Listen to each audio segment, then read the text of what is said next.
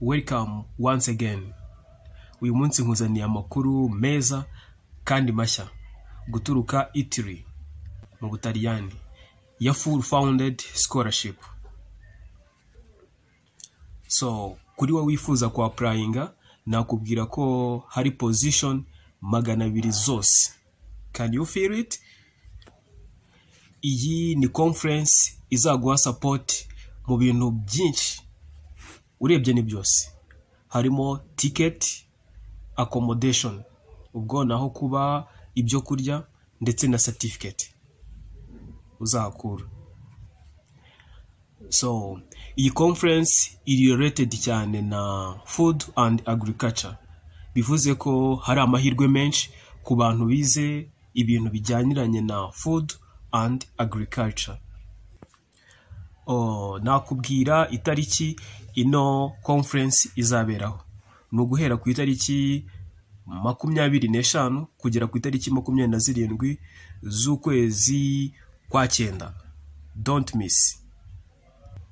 Iyi conference yateguwe ndetse iterwa n'inkunga na organisation ya Food and Agriculture ikorera mu Butaliyani i Roma. Rero kuri wowe wifuza gukora application nakubwira ko deadline ari ku itariki 31 z'ukwezi kwa 7 2023. Nkwibutsa no gukora subscribe kugira ngo ku application nk'aya ngaya aboneka gakeya ujye uyamenyera igihe ndetse ubone igihe cyo kwitegura.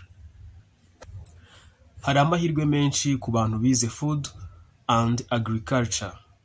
Abanyeshuri baturuka impande zose z'isi, haba mu bihugu byateye imbere ndetse n'ibikiri mu nzira y'amajyambere, bose bahawe ikaze. Ndetse na Africa harimo Ghana, Nigeria, Kenya, Rwanda, Botswana, Angola n'ibindi bihugu byinshi cyane. Hari imyaka ntarengwa ku bantu bemerewe gukora ino application.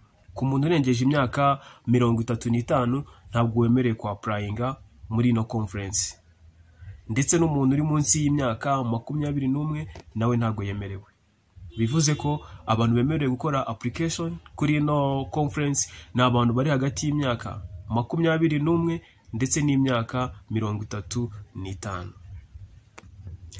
Ubwo rero na amata y'amavuta ku bantu muri gukorera bachelor degree, masters program ndetse na PhD. Gukora application n'ubuntu bikorerwa online ndetse kuza form biroroshye. Ntuhangayike. Hano ku rubuga ruri official ngiye kuguha uragenda ubona n'ibindi byinshi wakwifuza kumenya ndetse n'uburyo wakwa applyinga. It is very simple. Hano urabona aho kwandikamo amazina yawe, gender, igitsina, gore cyangwa gabo, nationality, ubwenegihugu, your level of English. Umwuga ukora ubaye ari ubuhinzi byaba ari akarusho ndetse byanagwa n'amahirwe yo kuba selected kurusha abandi bize ibintu bitandukanye. Nakubwiye ko ino conference yorganijwe na organisation ya Food and Agriculture. Ubwo urumva ari abantu bize ibintu related na food and agriculture, amahirwe yabo ari ku kigero cyo hejuru cyane.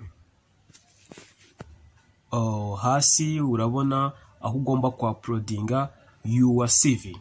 Ndizera ko CV yawe imeze neza cyane kuko ni ingenzi. Ndizera ko no mu gusoza ino conference bizaba byoroshye kuba wakorana n'ino organization. Ubwo rero kibuka gukora CV neza ikaba yujuje ibisabwa, ni ikintu cyo kwitaho cyane. Ukitonda mu gihe uri kuyikora, ukagerageza guhuza n'ibikenewe kugira ngo wongere amahirwe. Nyuma yo gukora application hazatoranywa abantu 200 bazafashwa buri kantu kose igihe ino conference izamara. Harimo ticket, accommodation, food ndetse na certificate uzahakura for free.